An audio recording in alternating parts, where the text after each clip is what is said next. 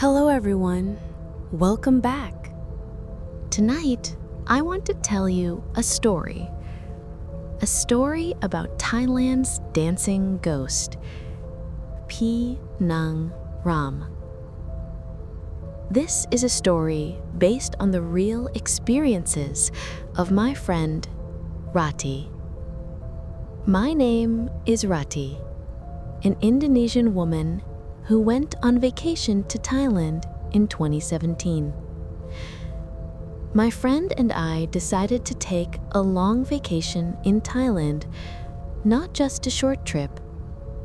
There was something inside me that was always attracted to their culture, their elegant classical dances, their beautiful traditional dresses, and of course, their mystical stories. We chose to stay at a simple guest house on the outskirts of a small town, far from the hustle and bustle of Bangkok.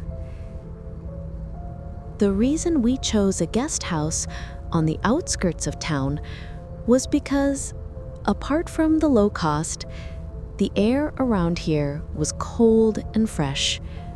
The owner of the guest house was an elderly woman with completely white hair, but a serene face. She was friendly, always greeting me with a warm smile every time we passed her yard. The yard of the guest house was spacious, full of large trees whose roots spread across the gravel ground.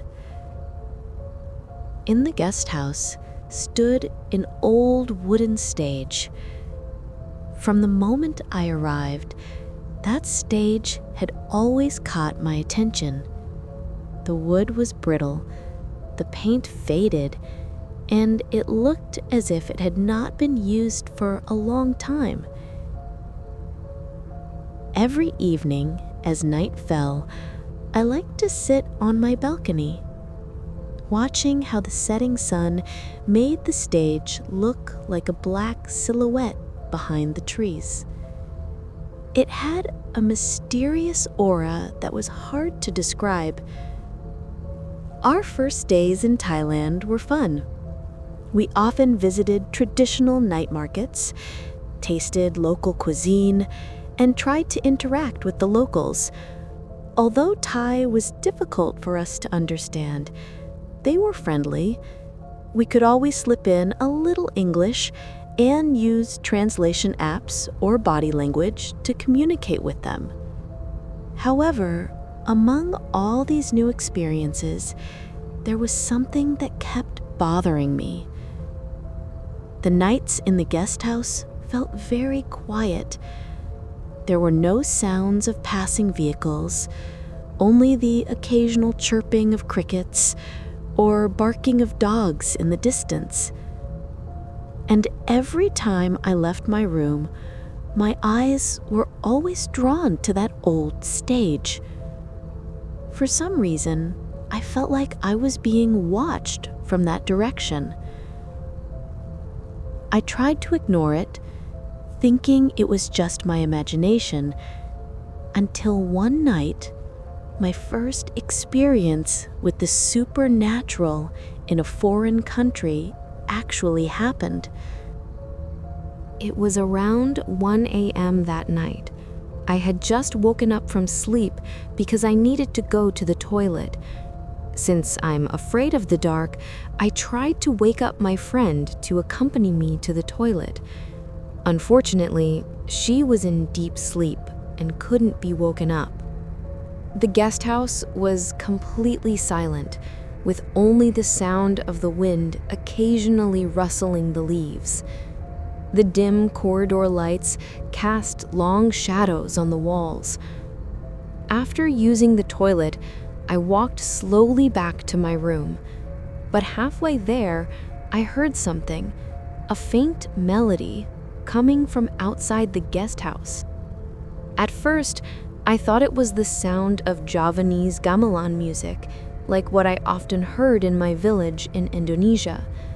But my ears detected a difference. The tone was faster, sharper, and there was a kind of unfamiliar blowing sound. I stopped, straining my ears. The sound was coming from the old stage. My heart was pounding. It was midnight. Who was playing music this late at night? With curiosity stronger than fear, I decided to follow the sound of the music. I walked slowly through the dark courtyard. The closer I got, the clearer the music became. Then I realized it was Thai pipot music. The melody of the wooden xylophone or Indonesian gamelan mixed with the gong and the Phi Nang flute sounded so mystical, as if calling out to me. When I arrived near the stage, I saw her. On that old stage, faintly visible through the thin fog, was a woman dancing. My body immediately shivered. She was wearing traditional Thai dance attire, a golden green silk cloth, a shining gold pointed headdress, and her slender fingers moved gracefully to the music. But something was off. Her movements were too slow, too ethereal, as if she weren't human. Her face was pale. Her eyes seemed to stare sharply, and occasionally her gaze swept in my direction. I froze in place. The fog grew thicker, covering part of the stage. I could only see the silhouette of her body continuing to move gracefully, even though it felt very creepy. I wanted to run, but my legs felt stiff. I could only stand there, listening to the pipot music that seemed to pierce my chest. I don't know how long I stood there. When I finally managed to move my feet, I ran back to my room.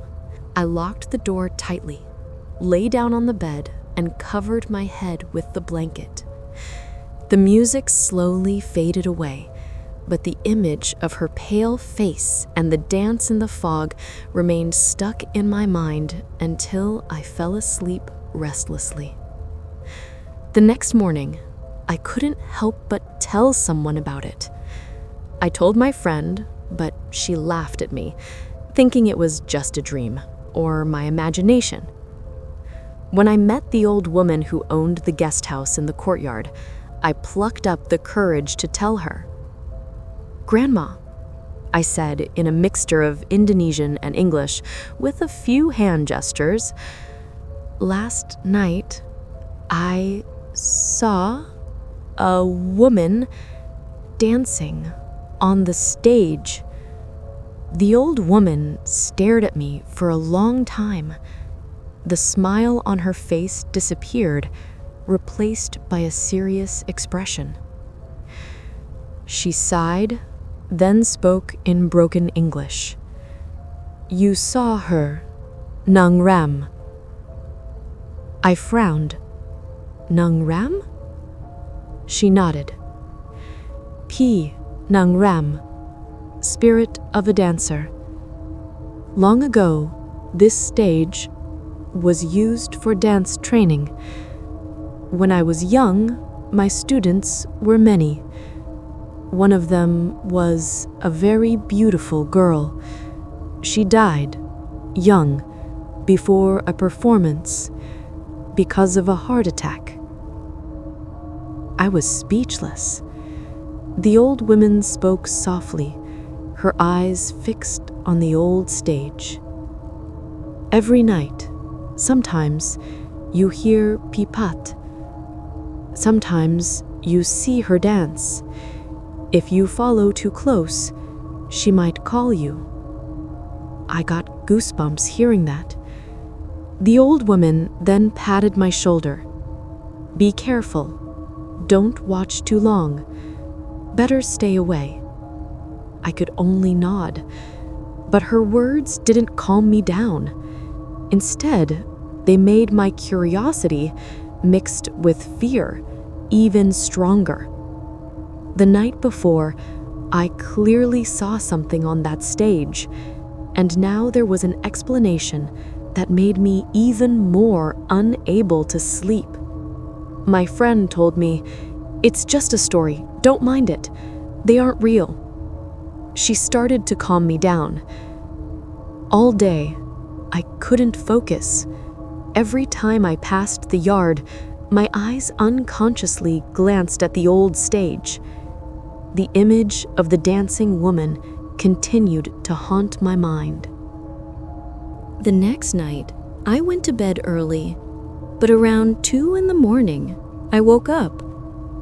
What surprised me was that I was no longer in my room. I was standing on that old stage. Thick fog enveloped the surroundings, and in front of me was a dim light, like an ancient lamp. Around me stood several women dressed in traditional Thai dance costumes. Their faces were pale, their eyes bulging wide, their lips in stiff smiles. They all moved in unison, dancing gracefully to the strains of pop music that seemed to come from nowhere. And I was dancing with them too. My body moved on its own, following the rhythm. My hands were supple, my feet stepping in a dance pattern I had never learned. I wanted to stop, but my body wouldn't let me. In the middle of the dance, I turned my head. One of them was staring directly at me. Her thin smile was frightening, her eyes bulging, but her gaze was empty. I felt my blood freeze. As time passed, my dance movements grew faster. The pop music also grew louder, piercing my ears. I began to feel dizzy, nauseous, and my vision blurred. My breath was labored, but my body kept moving. Until finally, everything went dark. The next morning, I woke up in the room with my friend. My body felt very tired, as if I had been dancing non-stop all night. I even found dirt stains on my feet, even though I had gone to bed with clean feet the night before. My friend woke up angry and surprised to see my dirty feet on the bed. "If you want to sleep on the bed, can you at least wash your feet first? This is so gross. The bed is covered with your dirty footprints. Where were you last night? Plowing the fields?" said my friend angrily. "How would I know? Last night I suddenly woke up and danced on the stage, and now when I woke up, I suddenly went back to my room." "Huh? What are you talking about? You're not making sense. You're starting to ramble again. Are you delirious?" said my friend. "I don't know. I'm telling you the truth," I said. Fear completely overwhelmed me. My friend and I went out to find the old woman who owned the guest house and told her what I had experienced. Her face clouded over when she heard the story. She said briefly, "She called you already. Better give respect." She gave me jasmine flowers and some incense sticks. I was asked to place them on the old stage as a sign of respect.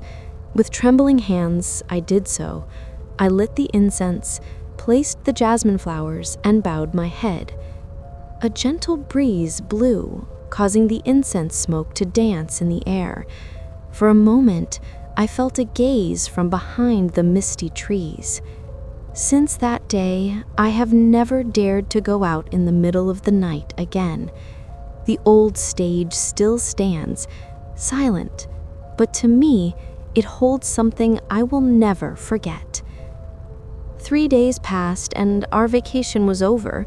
The next day, my friend and I packed our bags. We said goodbye to the old woman who owned the guest house and returned to Indonesia.